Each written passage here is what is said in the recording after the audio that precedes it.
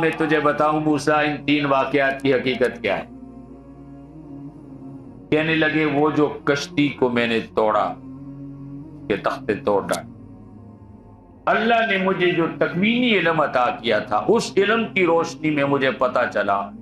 آگے ایک ظالم بادشاہ ہے اور اس کے گنڈے ساحل پہ کھڑے ہیں اور ہر خوبصورت اور قیمتی کشتی کو چھین لیتے۔ کشتی کا یہ ملا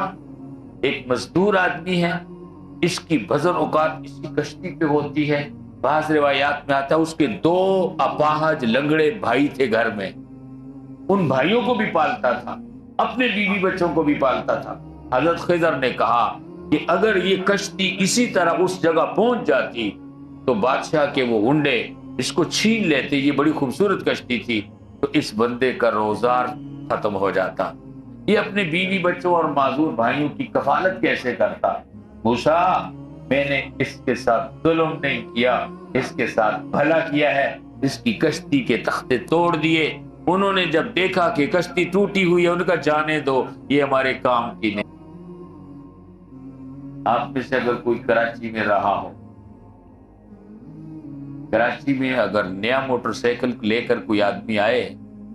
اور باہر جائے تو شام کو واپس نہیں لا سکتے، چھین لیتے ہیں گنڈے۔ کراچی والے کیا کرتے ہیں، 0 میٹر موٹر سائیکل لے کر پرانے زنگ آلود ٹینکی اور ٹاپے لگا دیتے ہیں،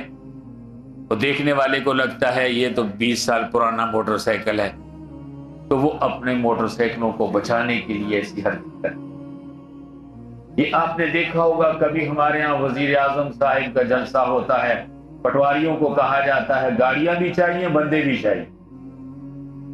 گاڑیاں بھی چاہیے بندے بھی چاہیے، گاڑیوں کی پکڑ دکڑ شروع ہو جاتی ہے۔ دیکھتے ہیں نا یہ منظر، بعض بڑے استاد ہوتے ہیں، ڈرائیوروں کو ویسے بھی استاد کہتے ہیں اور ہمارے ہاں استاد کا لفظ محاورتاً بھی استعمال ہوتا ہے، اوے تو تو بڑا استاد۔ بعض ڈرائیور واقعی بڑے استاد ہوتے ہیں، جب پولیس ان کی گاڑی پکڑتی ہے وہ کوئی ایسا ٹیکنیکل فالٹ گاڑی میں پیدا کر دیتے ہیں کہ تھوڑا چلنے کے بعد گاڑی بند ہو جاتی۔ ڈرائیور پولیس والوں کو کہتا ہے جی سر نیچے اترو ذرا دھکا لگاؤ نا گاڑی بند ہو گئی۔ وہ پولیس والے، وہ تو پولیس لائن لے کے جا رہے تھے نا گاڑی کو، وہ دھکا لگاتے ہیں گاڑی پھر چل پڑتی، تھوڑا آگے چلتے ہیں گاڑی پھر بند ہو جاتی، کہتا سر ذرا اترے نا پھر دھکا لگائیں۔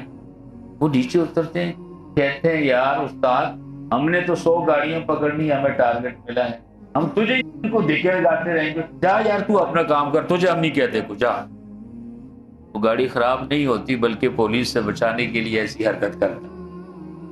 حضرت خضر علیہ السلام نے بھی ایسے کیا کہ اس بادشاہ کے اس کشتی کو بچانے کے لیے 2-4 تختے توڑ دیے اور کہا یار یہ کشتی کام کی نہیں ہے، اس کے پھٹے ٹوٹے ہوئے ہیں، ان کی کشتی بچ گئی۔ تو موسیٰ علیہ السلام کی آنکھیں کھل گئیں، اوہ میں جس کو غلط سمجھ رہا تھا وہ بات تو ٹھیک، خضر نے زیادتی نہیں کی، خضر علیہ السلام نے تو کشتی والوں کے ساتھ بھلا۔ فرمایا موسیٰ وہ جو میں نے بچے کو قتل کیا، اللہ نے مجھے جو تکوینی علم دیا ہے اس علم کی روشنی میں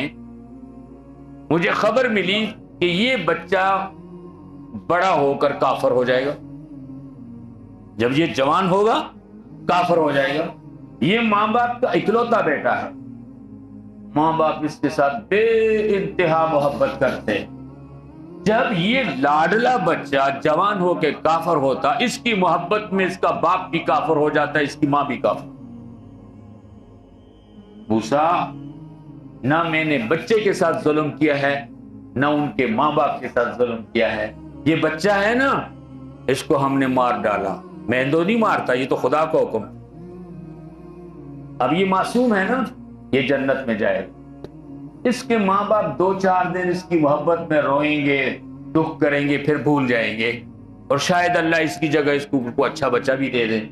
اگر موسیٰ یہ بچہ جوان ہو کے کافر ہوتا، اس کی وجہ سے ماں باپ کافر ہوتے، یہ بھی ساری زندگی جہنم میں جلتا اور اس کے ماں باپ بھی جہنم میں ساری زندگی روتے رہتے۔ موسیٰ علیہ السلام کی آنکھیں کھل گئی کہ یہ قتل ہوا تو بہت اچھا کیا موسیٰ حضرت خضر نے کہ یہ بچہ بھی جہنم سے بچ گیا، اس کے ماں باپ بھی جہنم سے بچ گئے۔ تیسرے واقعہ کے بارے میں فرمایا موسیٰ وہ جو شکستہ دیوار ہم نے ٹھیک کر دی، اس بستی میں اللہ کا ایک نیک بندہ تھا، جب قریب المرگ ہوا اس کے چھوٹے چھوٹے بچے تھے، اس نے اپنی بیوی کو کہا میں کوئی خزانہ اس دیوار کے نیچے چھپاتا ہوں، جب بچے بڑے ہو جائیں جوان ہو جائیں تو نکال کر ان کی ضرورتیں پوری کرنا۔ تو موسیٰ میرے تکوینی علم کے مطابق مجھے پتا چلا، تو اللہ تعالیٰ کی مشیت یہ ہوئی کہ اس اللہ کے نیک بندے کی اس دیوار کو ٹھیک کیا جائے، مبادا اگر یہ دیوار گر جاتی تو وہ خزانہ نکل آتا اور لوگ اٹھا کر لے جاتے، اور ان بچے جب بڑے ہوتے تو ان کے پاس مال دولت تھا۔ تو موسیٰ علیہ السلام حیران ہوئے کہ یہ کام بھی۔ اب میرے دوستو ان تین واقعات سے، یہ مجموعی طور پر سورہ کاف کا تیسرا واقعہ ہے، اور اس واقعہ کے اندر تین واقعات ہیں۔ اب قابل غور بات ہمارے لیے یہ ہے کہ ان تین واقعات سے ہمیں کیا سبق ملتا ہے جس سے ہمارا ایمان مضبوط ہوگا اور ہم دجال کے فتنے سے بچ جائیں گے، وہ میں آپ کو عرض کروں۔ یہ تین واقعات سنا کے اللہ ہمیں یہ بتانا چاہتے ہیں اس دنیا میں ہر چیز کا ایک ظاہر ہے، ایک باطن ہے، ایک اس کی شکل ہوتی ہے، ایک اس کی حقیقت ہوتی ہے۔ دنیا میں کسی چیز کے ظاہر پر نہ جانا، دنیا میں کسی چیز کی شکل پہ نہ جانا، اس کی حقیقت کو دیکھنا، تلاش کرنا کہ یہ جو چیز دکھائی دے رہی ہے اس کی اصل کیا ہے، حقیقت کیا ہے۔ یاد رکھو اگر تم دنیا کے ظاہر پہ چلے گئے تو تم دھوکہ کھاؤ۔ تم کس باغ کی مولی ہو، میرا موسیٰ کلیم اللہ اپنی آنکھوں سے جو دیکھتا رہا نہ سمجھ سکا کہ یہ کیا ہو رہا ہے۔ خضر نے تختے کیوں توڑ ڈالے، خضر نے بچہ کیوں قتل کر دیا، خضر نے بخیلوں کی بستی کی گرتی دیوار کو کیوں ٹھیک کیا۔ ظاہر کو دیکھا تو موسیٰ علیہ السلام نے کہا ایسا نہیں ہونا چاہیے تھا، لیکن جب اللہ کے دوسرے نیک بندے نے بتایا کہ اس کی حقیقت یہ ہے، اس کا باطن یہ ہے، تو موسیٰ کلیم اللہ کی بھی آنکھیں کھل گئی کہ یہ سامنے کچھ تھا، پردے کے پیچھے اصل چیز کچھ۔ میں مزید اس کو سمجھاتے ہوئے آپ کے سامنے عرض کرنا چاہوں، یہ دنیا ہے، ہم دنیا میں رہ رہے ہیں، دنیا اور دنیا کی تمام چیزیں اور ان سے محبت،